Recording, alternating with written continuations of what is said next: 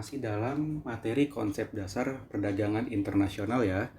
Tadi sebelumnya kita sudah mempelajari apa itu yang dimaksud dengan teori keunggulan mutlak dan teori keunggulan komparatif. Setelah kita memahami konsep teorinya, bagaimana dengan implementasinya? Oke, berikut akan saya ilustrasikan secara sederhana penerapan dari teori keunggulan mutlak dan komparatif. Dalam ilustrasi ini, saya gambarkan hubungan bilateral kerjasama antara Indonesia dan Jepang. Nah, dalam perdagangan internasional yang dilakukan oleh kedua negara, diperdagangkan 7 komoditi, yaitu minyak bumi, gas alam, karet, tekstil, elektronik, dan otomotif. Katakan di sini adalah motor dan mobil. Nah, di sini dilihat berapa biaya per unitnya kalau diproduksi oleh masing-masing negara.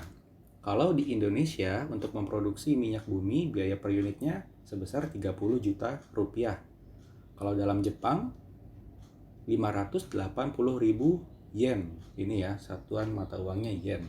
Nah, begitu seterusnya dari minyak bumi sampai dengan mobil. Kalau sampai terakhir ini mobil biaya per unitnya 25 juta rupiah kalau diproduksi di Indonesia, sedangkan apabila diproduksi di Jepang ya nilainya sebesar 52.000 yen. Nah, supaya kita menyamakan persepsi sehingga kita konversi saja. Ya, kita konversi biaya per unitnya dari biaya Jepang yen ke dalam rupiah. Dalam konversi ini saya ilustrasikan bahwa 1 yen sama dengan 130 rupiah kurs pada saat itu. Nah, setelah dikonversi, berapa rupiah nilai komoditi yang diproduksi oleh Jepang? Nah, ternyata untuk memproduksi minyak bumi setelah dirupiahkan, produksi minyak bumi per unitnya sebesar 75.400.000 rupiah.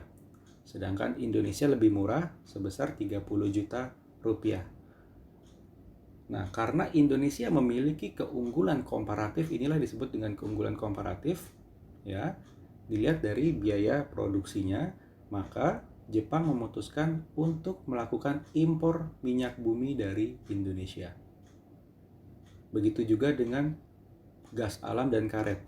Karena produksi di Indonesia nilainya lebih murah ketimbang diproduksi di Jepang.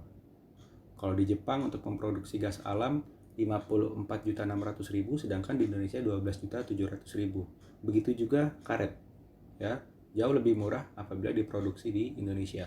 Sehingga Jepang memutuskan untuk melakukan impor produk dari Indonesia.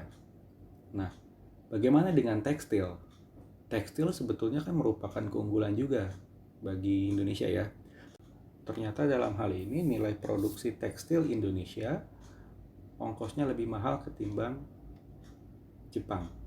Oke. Kalau di Indonesia untuk memproduksi tekstil nilainya 1.900.000, di Jepang hanya 1.690.000. Maka mulai dari komoditi tekstil Indonesia melakukan impor ke Jepang. Impor tekstil ke Jepang. Begitu juga seterusnya dengan elektronik dan otomotif. Ya. Ongkos produksinya ini lebih besar ya ketimbang Jepang. Sehingga Indonesia memutuskan untuk melakukan impor barang elektronik dan otomotif dari Jepang. Oke. Ini dalam kurs 130 rupiah sama dengan 1 yen. Bagaimana seandainya kalau terjadi devaluasi? Devaluasi sendiri artinya adalah kebijakan pemerintah untuk menurunkan kurs domestiknya. Nah, tadinya yang 130 rupiah sama dengan 1 yen, akhirnya menjadi 170 rupiah sama dengan 1 yen. Apa dampaknya bagi Indonesia dan Jepang? Ternyata setelah didevaluasi kurs, ongkos produksi minyak bumi Jepang lebih tinggi, semakin tinggi ya ketimbang sebelumnya, yaitu 98.600.000. Sehingga Jepang tetap memutuskan untuk melakukan impor. Oke. Kemudian selanjutnya ada juga gas alam dan karet. Sama. Ongkos produksinya lebih besar. Ya, biaya produksinya lebih besar Jepang ketimbang Indonesia. Sehingga dalam hal ini Jepang juga masih memutuskan untuk melakukan impor dari Indonesia. Nah, bagaimana dengan tekstil? Perhatikan, saat ini tekstil setelah dilakukan devaluasi kurs ternyata produksi di Jepang lebih mahal, ongkosnya lebih tinggi ketimbang Indonesia yang memproduksi tekstil. Sehingga dalam hal ini kebalikan nih sekarang posisinya. Jepanglah yang memutuskan untuk melakukan impor tekstil dari Indonesia. Paham ya? Jadi tadi sebelumnya Indonesia yang melakukan impor karena Jepang ongkos produksinya lebih rendah. Sekarang Jepanglah yang melakukan impor. Indonesia ekspor tekstil ke Jepang. Nah, bagaimana sekarang pengaruhnya terhadap elektronik dan otomotif? Tetap Indonesia masih melakukan impor dari Jepang.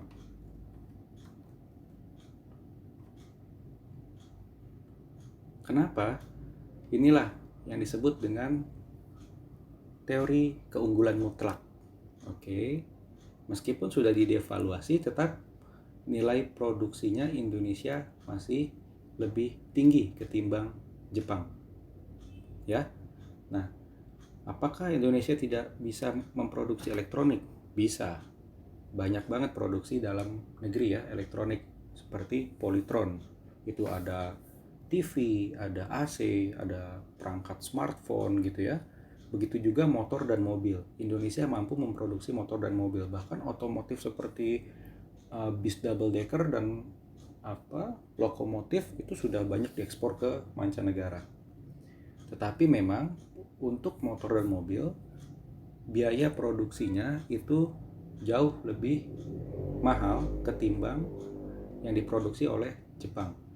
Oke, sehingga untuk efisiensi cost maka diputuskan Indonesia melakukan impor dari negara Jepang.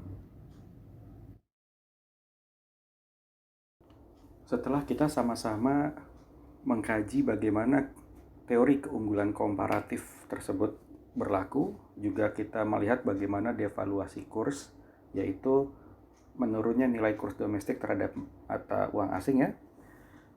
Ternyata ada loh sisi positifnya.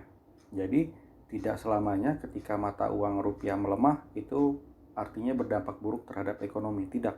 Ternyata dengan meningkatnya nilai mata uang asing, dalam hal ini katakan dolar, oke, maka ini adalah kesempatan emas bagi Indonesia untuk menggenjot transaksi ekspornya. Karena dengan demikian Indonesia akan mendapatkan penerimaan devisa yang nilainya lebih tinggi ketimbang pada saat dolar sedang melemah. Semoga paham ya.